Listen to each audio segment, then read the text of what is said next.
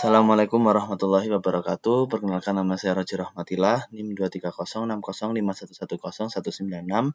Oke, di awal presentasi, demi Allah bahwa saya mengerjakan sendiri dengan jujur dan tidak menyontek teman. Oke, soal yang pertama, jelaskan pengertian dari sistem terdistribusi dan berikan contohnya. Oke, jadi sistem terdistribusi itu kumpulan dari banyak komputer yang saling berhubungan satu sama lain. Jadi gampangnya, secara fisik di real life kita melihat hanya ada satu komputer atau satu server, tapi nyatanya di balik itu semua mereka saling berhubungan satu sama lain. Contohnya kayak aplikasi perbankan, misalnya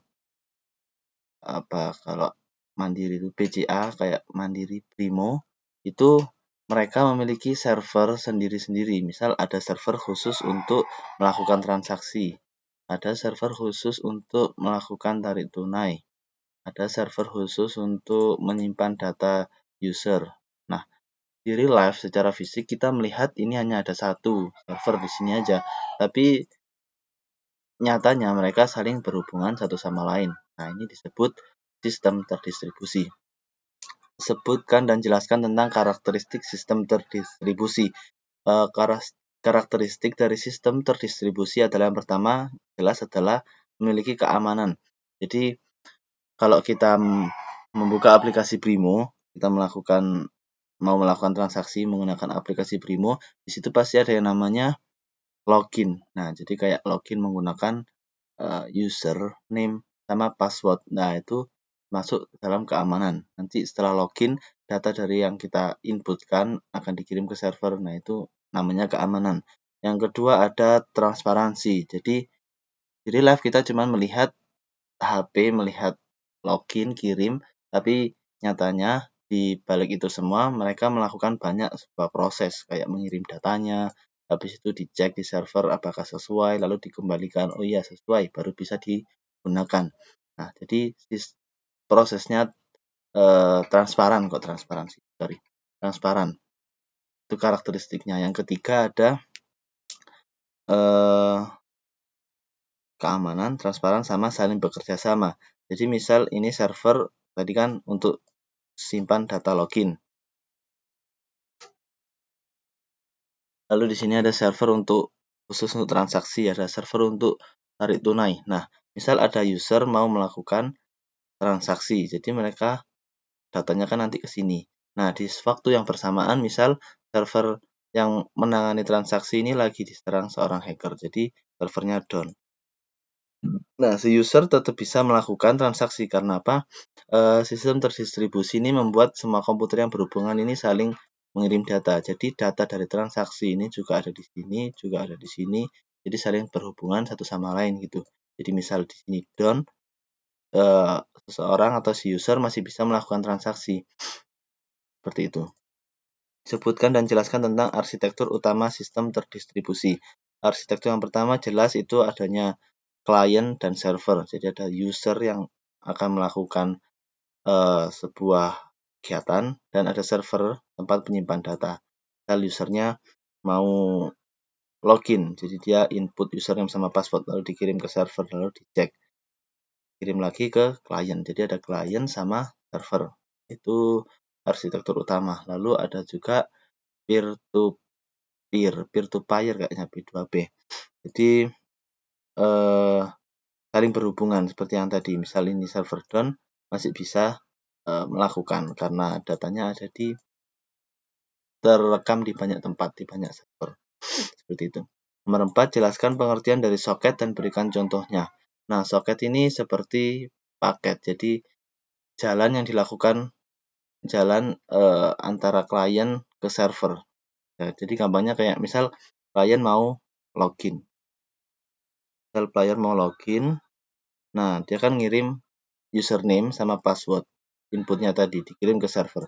Nah, kirimnya itu dalam bentuk soket. Nah, biasanya isinya itu ada IP sama port.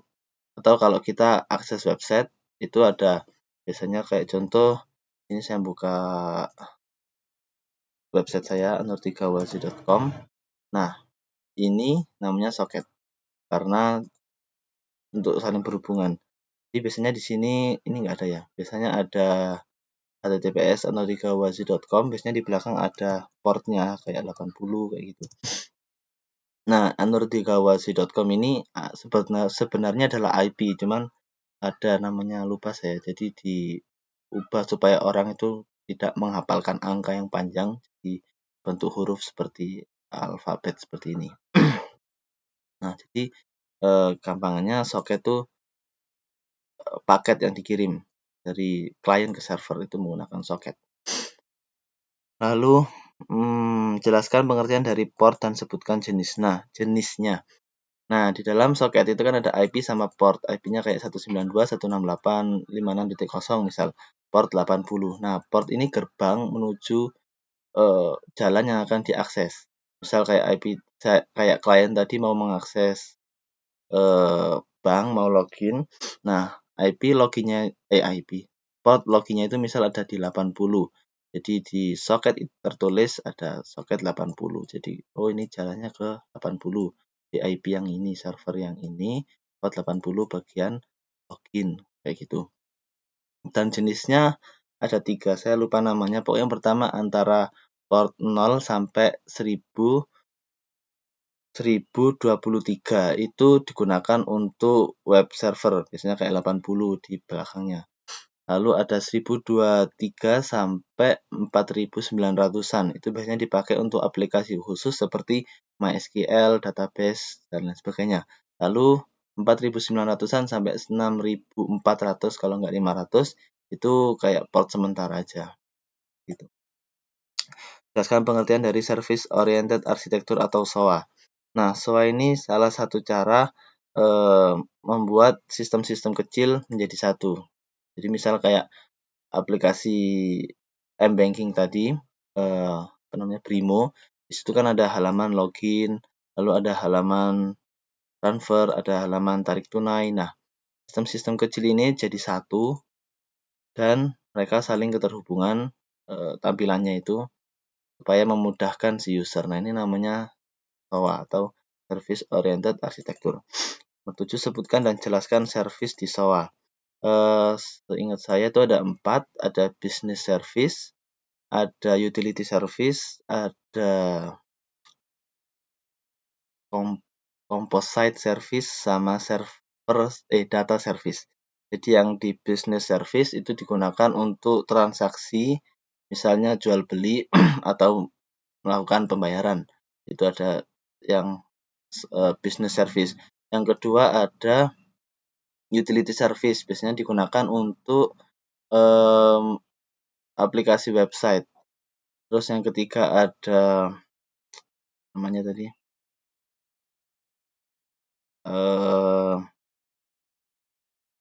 utility,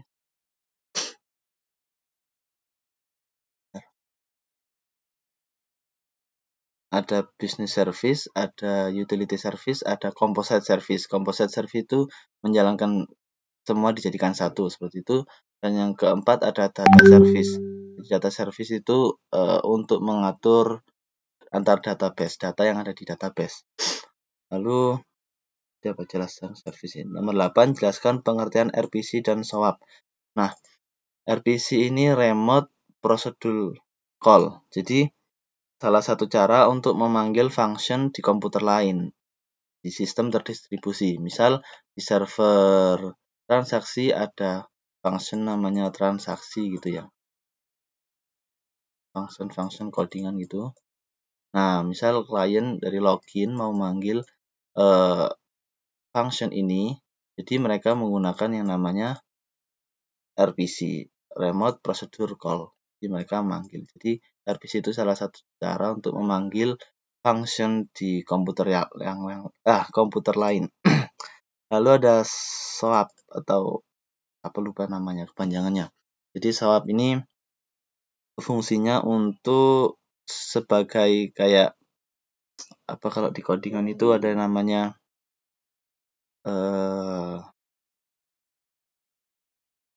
library. Jadi SOAP ini kayak library. Nah, kalau ada web service menggunakan SOAP itu kayak menggunakan library. Jadi mereka nggak usah setting dari awal untuk bikin kliennya, bikin servernya. codingannya, nggak usah cukup pakai SOAP, jadi mereka sudah memiliki client, server, HTTP, GET, update, gitu. Lalu jelaskan pengertian WSDL dan REST. WSDL ini adalah buku panduan untuk menggunakan SOAP. Ya, jadi yang WSDL itu buku panduan untuk menggunakan SOAP, dan REST ini panduan membuat website sederhana. Jadi kayak memiliki, bukan panduan sih, bukan cara ya, apa namanya. Pokoknya kalau di website ada input, ada get, ada update, ada delete, nah itu namanya termasuk REST. Yang terakhir, jelaskan tentang XML, JSON, dan RSS. Nah, XML ini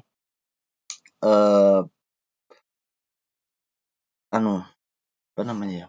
Kayak data yang dikirim dari komputer ke komputer lain, dari server ke server lain, itu nyebutnya apa ya? Kayak jadi datanya dikirim, nanti pas dibaca itu bukan bahasa pemrograman, bentuknya XML. Jadi nanti adminnya atau orang yang menangani server itu saat membaca datanya itu pakai ini apa namanya? Ada XML, JSON, dan RSS. Nah, XML ini ciri khasnya mereka memiliki tag. Jadi bahasanya itu kayak HTML. Jadi nggak langsung ngirim data, saya mau pergi ke masjid, dikirim hanya teks itu saja nggak, cuman ada tag-tagnya, ada kayak gini. Misalnya head, saya, apanya mau pergi ke masjid, seperti itu. Lalu ada JSON. JSON sama kayak XML, cuman lebih gampang karena tidak perlu ribet membacanya. Kalau XML itu kayak HTML, ada headnya, ada anunya. Nah, kalau JSON ini biasanya kayak ini, ada buka kurawal, terus isinya dari pesan itu, terus tutup kurawal. Jadi lebih gampang dibaca. Lalu ada RSS, itu khusus untuk memberitahu ada update atau pemberitaan berita baru seperti itu. Nah, rata-rata sistem menggunakan XML karena semua sistem pasti bisa. Semua sistem terdistribusi, semua sistem operasi itu bisa membaca bahasa XML. Jadi seperti itu. Oke, jadi UTS kali ini sudah selesai. Terima kasih segala perhatian. Mohon maaf segala khilafan. Wassalamualaikum warahmatullahi wabarakatuh.